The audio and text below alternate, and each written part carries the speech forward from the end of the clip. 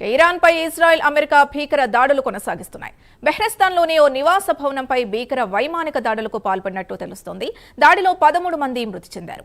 టెహ్రాన్లోని Sharif university of technology పైన దాడులు జరిగినట్టు సమాచారం. క్యాంపస్ సమీపంలోని సహజ వాయువు సరఫరా చేసే పైప్లైన్ లక్ష్యంగా దాడి జరిగినట్లు సమాచారం. దీనిపై అమెరికా, ఇజ్రాయెల్ ఎలాంటి ప్రకటన చేయలేదు. మరోవైపు ఇరాన్కు డొనాల్డ్ ట్రంప్ లాస్ట్ వార్నింగ్ ఇచ్చారు. హోర్ముజ్ జలసంధిని ఓపెన్ చేయకపోతే తీవ్ర పరిణామాలు ఎదుర్కోవాల్సి వస్తుందని హెచ్చరించారు.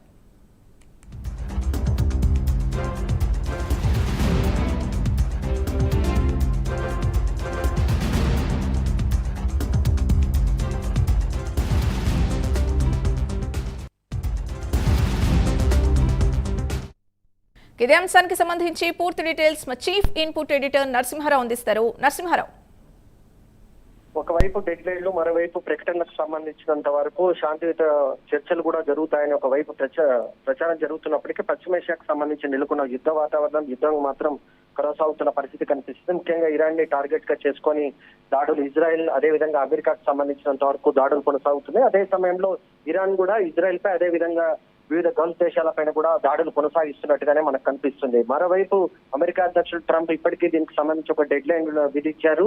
రేపటిలోగా ఎట్టి పరిస్థితుల్లో జలసంధికి సంబంధించినంత వరకు ఒక ప్రకటన ఇరాన్ చేయాలి, లేకపోతే తీవ్రమైన పరిణామాలు ఉంటాయని ఒక హెచ్చరిక కూడా జారీ చేశారు. అది భారత కాలమాన ప్రకారం బుధవారం ఉదయం 6 గంటల వరకు ఇరాన్ కి డెడ్ లైన్ ఇచ్చినట్టుగా అమెరికా అధ్యక్షుడు ప్రకటించారు. మరోవైపు చర్చల ప్రక్రియకు సంబంధించినంత వరకు 45 రోజుల పాటు సీజ్ ఫైర్ ని ప్రకటించే ఆలోచన ఉన్నట్టుగా కూడా ఒక ప్రచారం జరుగుతుంది. మొత్తానికి రానున్న 1-2 రోజుల్లో ఈ యుద్ధానికి సంబంధించి మాత్రం ఒక కీలకమైన ప్రకటన వచ్చే అవకాశం ఉంది.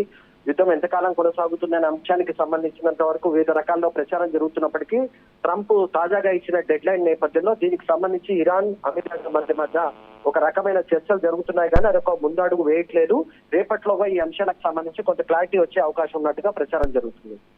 Right, thank you Narasimha Rao.